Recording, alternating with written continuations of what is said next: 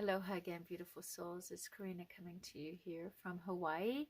And I'm feeling filming a little bit close today because I was filming at the beach the other day and had my mic on a stand, and the stand actually blew into the rocks and it got wet, and I haven't been able to get it working again. So until I can get another mic, I am going to have to film a little bit closer than normal, and I hope that's okay. But the video today is, the reason I'm posting it is because I want to talk to you about body dysmorphic disorder and body dysmorphia. And if you don't know what that is, it's a mental health condition and it affects 1 in 50 people. And it's when you're consumed by thoughts of just your body and issues with your body. It's like an obsession. You are just obsessed with the defects in your physical, on or in your body. So what does that look like? Well, you may think it's like constant thoughts that you may think that you're ugly, or you think about the flaws in yourself for hours upon hours each day. You may even miss work or school or other social activities because you don't want to be seen. You avoid time with your family or friends or with others. Some people get plastic surgery to improve their appearance, and it really creates an emotional distress. So, who does it happen to? It can happen to any gender. It tends to begin in the teens or young adulthood, and it gets worse with aging, of course, because of, unhappiness with wrinkles or saggy skin or loss of hair. So it's not now. I do have BDD, and in the past, I've had issue with an eating disorder. I was bulimic. I used to binge and purge, but this dysmorphic disorder is not the same as an eating disorder, because eating disorders tend to base it on weight and body shape, and when BDD is a specific body part or body parts. And usually with BDD, it's not just one body part. It's, once you have one that's giving you trouble, and say you do whatever you need to do to change that in some way or modify it to where you seem to like it better, then you focus on something else. And it's very much tied to with some OCD type behaviors, ritualistic activities like looking in the mirror, picking at the skin, obsessive weighing on a scale. So that's kind of what it had been for me in the past. Now, when you think about BDD, like you may be asking yourself right now, it's like, wow, I really focus on myself a lot, and I'm really unhappy. I want to go into some specifics about it. And one thing is, a common area of concern with BDD is your skin imperfections. Like I said, wrinkles, could be scars, acne or blemishes, pigmentation, your hair, whether it's on your body or your head, and baldness. It also can be your facial features, most often the nose, and then your stomach or your chest area. Other areas also can be, and of course this would be men, this specific one, penis size or muscles tend to be more with men, but also breasts in women, thighs and buttocks, and other body areas. So one thing I want to tell you right now before we go on is, if you are having, there are high rates of suicidal ideation or attempts, and then actual success with people who suffer from BDD. So if you are having those type of thoughts, there's a confidential national suicide prevention lifeline, and the number is 800-273-TALK. Again, that's 800-273-8255, and they are available 24/7. So please, if you are having those type of thoughts or feelings regarding your body image in any way, please call and talk to a professional. So I had to throw that in there.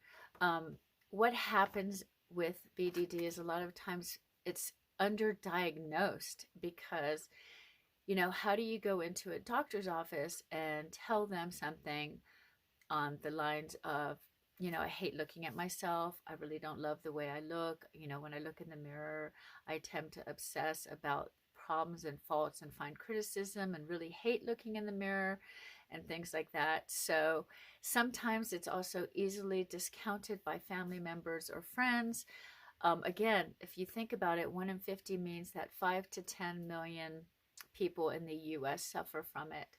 And that's a pretty high number. And, you know, why aren't we hearing more about it? Because sometimes things or issues will come up and a family member or friend will be like, oh, you look fine. It's not a problem. You know, just don't look in the mirror. Don't weigh yourself on the scale. And those, for me, have been temporary solutions to really kind of put a band-aid on the real issue instead of do some serious healing. And, you know, it really allowed me, the person who was suffering from BDD, to hold it all inside instead of sharing anymore.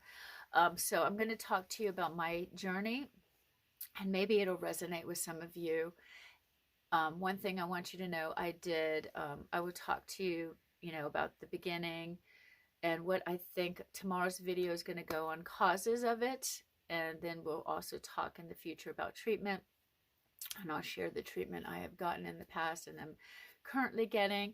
But one thing I know that mine stemmed after physical abuse. I was in a physically abusive relationship.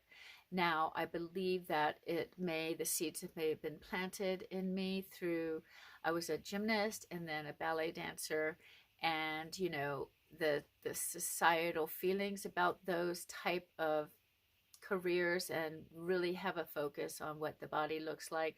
So the seeds may have been planted early on, but I know that I really didn't feel any issues with my body until that abusive relationship, and at the end of it, actually, you know, in my healing process. And at that time I became, like I said, bulimic. But I believe it started with more of a paranoia.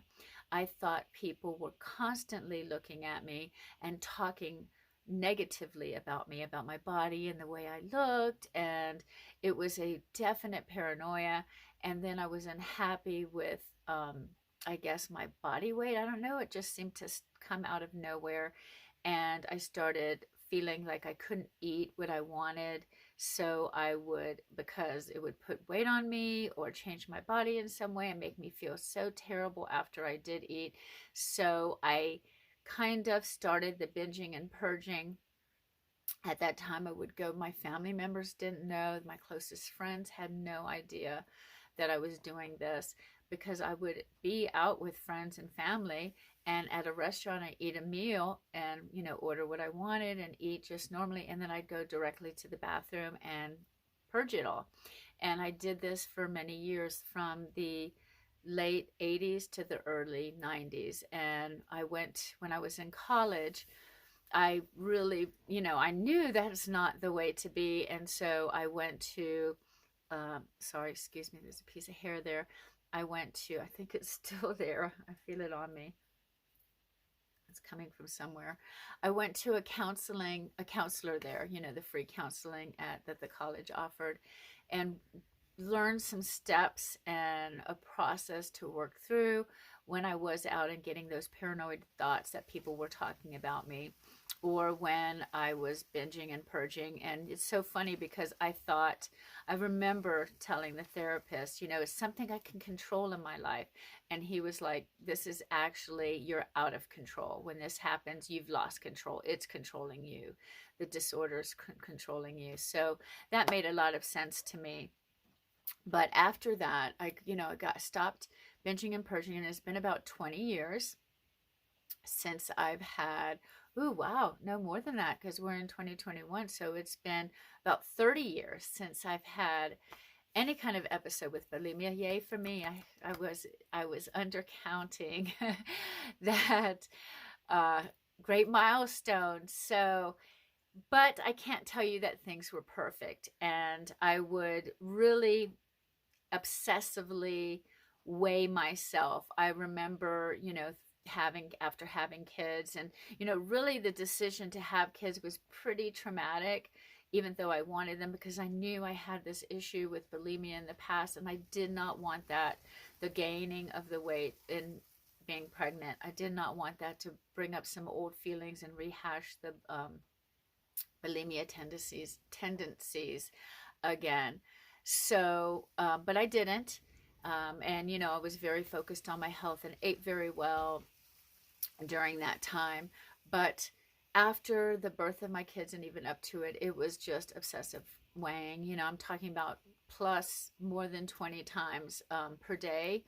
And, I felt unworthy of love, um, just unlovable. I couldn't stand the way I looked, and I also couldn't distinguish what I looked like. So it's like I would look in the mirror, and whether I was different weights, I couldn't tell that in myself. My eyes saw a big girl and a big woman, and the scale was really like, oh my gosh, it was really out of control the way I was using it, because it would determine my emotions and my behavior for that day.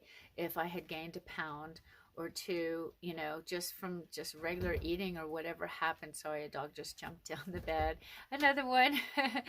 But sorry about the camera movement. And so it would just ruin my day or make me feel good. So I knew there was a problem then. And what I did, instead of getting help again, because I didn't understand what it was, I didn't really know at the time I was suffering from the bulimia that there was something called body dysmorphic disorder. It wasn't really spoken about. And so what I did is I just got rid of the scale. Someone suggested, well, get rid of the scale. And I did. And that, to me, again, is kind of masking, putting a Band-Aid on something that needs to be tended to, just covering it up and moving forward and kind of pretending that the problem's really not there. I didn't understand what a big problem it was. So after that, so I lived for years without a scale. But like I said, I would look in the mirror and I couldn't tell what my weight was, because I always I imagine myself as something bigger than what I am. And so, I told you my mood really was dependent on what the scale said. And once I removed the scale, it would be like feeling my body all the time. And, that was kind of helpful, because I really wasn't using the scale, but there was never real happiness in the way I looked. And without, part of the unhappiness was just constantly looking in the mirror, constantly critiquing myself, always looking at what is wrong with me. And, I can bet you that you would talk to people that knew me and they would have never guessed it, because I always dressed attractive. And I did that partially because I was trying to make my body, I have hips and, curvy, I'm Cuban background.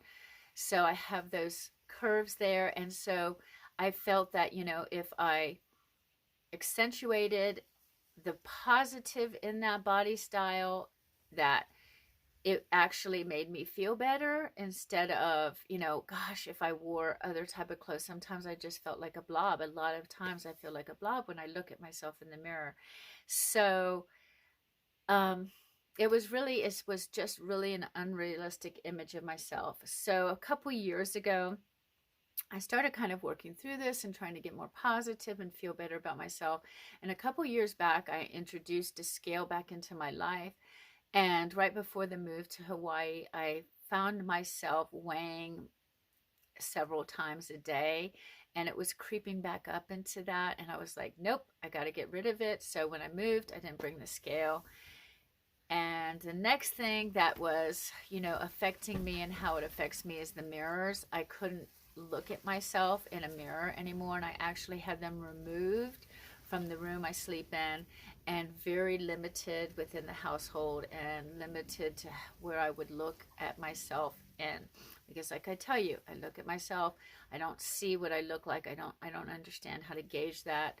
And sometimes in pictures I will see, and then I was like, oh my god, I'm actually in shape. But when I go and look in the mirror, I don't see that. So it's kind of this weird brain mind trick. That's why the mental is definitely a mental health condition. But so I removed the mirrors when I first moved to Hawaii, and I was having obsessive thoughts. I mean, obsessive about my hair. Hair was losing, gray hair. It was like consuming me. And, I eating here and eating, becoming a vegetarian really helped with the weight on my body. So that wasn't such an issue with me because I could tell the way my clothes were fitting the size I was. But if anything felt tight or fluctuated up, oh my gosh, it was like it would just affect my mood.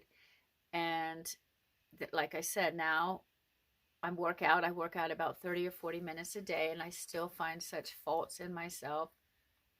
And what's happening lately, probably the past few years since I've moved to Hawaii, is worrying about, oh, my skin here, my wrinkles, the hooded eyes, everything is just almost gotten to the point, well, it's obsessive. So when I realized that, and I didn't, like I told you, I didn't know what body dysmorphia was. And about a month back, I was talking to my daughter. We were having a conversation about when I was bulimic. And I don't know if she asked me a couple questions. I was like, yeah, I look in the mirror and I don't see what my body looks like. And she's like, oh, you mean body dysmorphia? So that's when the word or the phrase first got into my head, and kind of just pushed it to the side. But lately, some obsessive behavior that I realize is obsessive. I'm going through this great transformation, and I want you to know, this is something that I'm working through and going to get through. But I was doing all these wonderful things. I'm so happy. I'm so happy with life. I'm happy with my home situation, where I live, my personal space, the relationship with my family, my daughter who lives here, my son, he's back in the States, and my mom and my sister and her family, and relationships with other friends. All that is great. I'm not worried about expenses. I have none of those worries. So I found myself lately really just obsessing on things I can do to my face, natural treatments, all kinds of things, exercise, yoga, massages. And it's come to a point where I'm like, hey, I'm supposed to be changing, and I'm supposed to be turning into my best self. And this idea of this self-hatred, or feeling unlovable, or looking in the mirror and hating myself, is really not the way I should be feeling. It's like this little thing that's still holding me back. So I know it has to come out now. And what I did, the first thing I did is I did some research, and I looked into it, and I was like, okay, that's really what it sounds like to me. Everything that I read about BDD resonated with me. And what I immediately did is the next day I put a phone call in to my doctor and requested a telehealth visit with a counselor. So, and it's the same counselor that I saw when I was getting off my hormone therapy to work on some of the emotional issues I was having at that time. And I have an appointment set for tomorrow, which I'm hoping to learn some techniques, there's different ways to treat BDD, and one is cognitive behavior therapy and behavioral therapy. And that's what I did when I had the bulimia. I had steps I would follow when the thoughts started coming into my mind. I don't remember what they are, what I did now. It was 30 years ago, or I would, jump back into it. But I'm hoping that the counselor will give me some suggestion. He's really wonderful. And I am looking forward to changing this and getting out of this issue. And to be honest with you, the first step is admitting that I had a problem, because since yesterday and admitting that, my gosh, I have this, it's now like, okay, now that I know, what am I going to do about it? So it's kind of actually changed me already on the other side of it. It feels like I am on the better side of it and moving toward greatness and getting completely away from it. So I wanted to share this video today. If any of these thoughts resonate with you, then please subscribe to my channel and get notified, because the next video I'm doing is going to be the causes of it. And then of course I'm going to go into treatment and some things I'm doing right now. I already started, and it could be one of the reasons that it's come to the surface and made me aware. It was there, I just wasn't seeing it. But I had been doing, and I'll put a link in my description, a video with Dr. Joe Dispenza, an hour-long meditation, which is like unlocking your brain power. So really, I think that is what has kick-started me in the right direction to getting help and, you know, getting past this and thriving with it and thriving and moving on. But if you find yourself feeling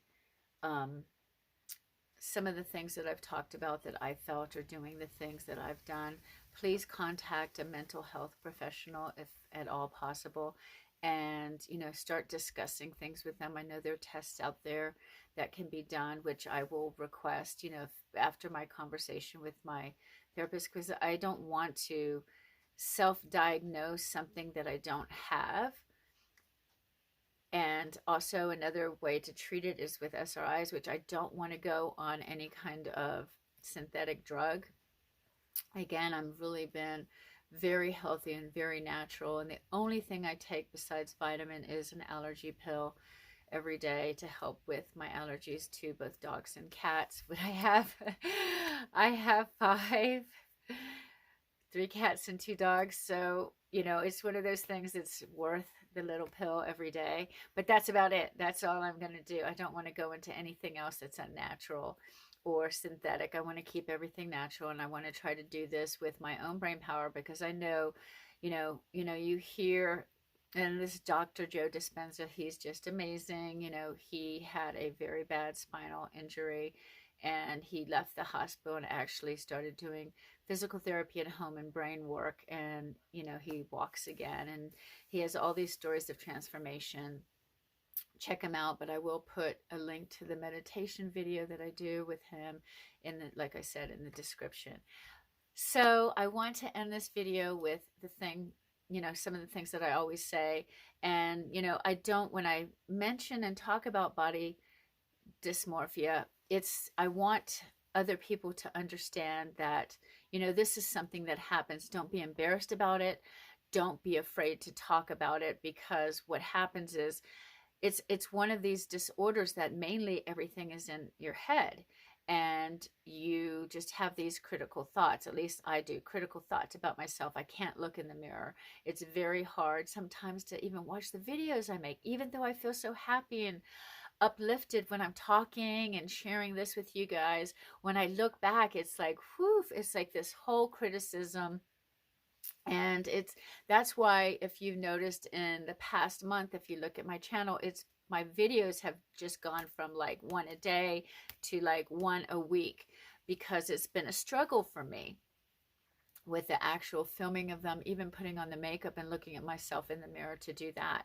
So I knew it was time for me to do something about it, and to make the last change that I need to change to be my best self, and then do what I'm destined to do, what my real soul's purpose is, and that's to help others. And, you know, it kind of is like inside myself, it's like, how can I be up here speaking about these things if I still have this issue inside? So it's like, nope, I'm going to take care of this and get over, and then even speak with more clarity and confidence at what I've done. But, you know, subscribe if you want to hear more about it, or if you want to learn more, get some ideas of how to help yourself.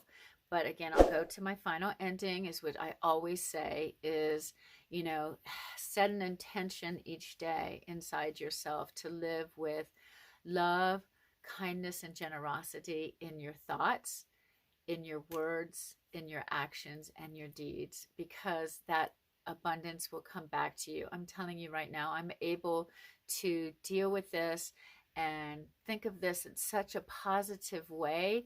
I mean, you would think that when I learned about it, it was like maybe 30 minutes to an hour. It's like, oh, woe is me. And then the next, from then on, it's been like, I'm out. What am I going to do? I'm out to fight this thing. I'm going to get through it.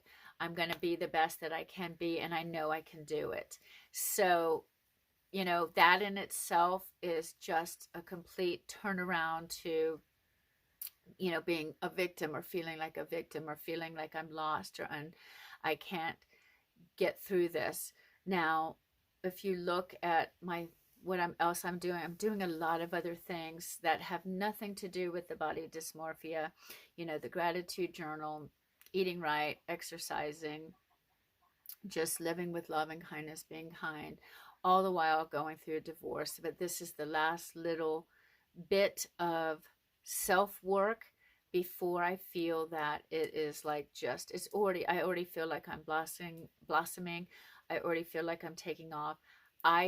When I look at the mirror, when I look at myself, I find so much fault and criticism in what I see, and I don't love it. And, you know, I started doing self-love meditation. I noticed this back, and I was like, why is it, you know, that it's like such a struggle.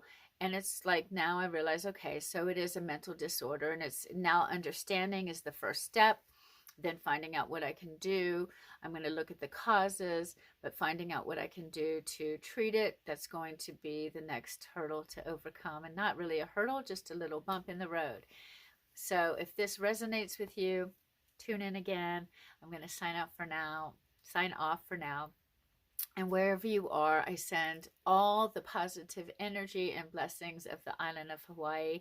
It is just magical, and I hope you can feel some of that when you hear me speaking. It is a magical and a place, especially for women. I don't know, there's just such strength here that I get from living on the volcano and on the island, and the culture and the people. It's just a wonderful place. But I hope you are well.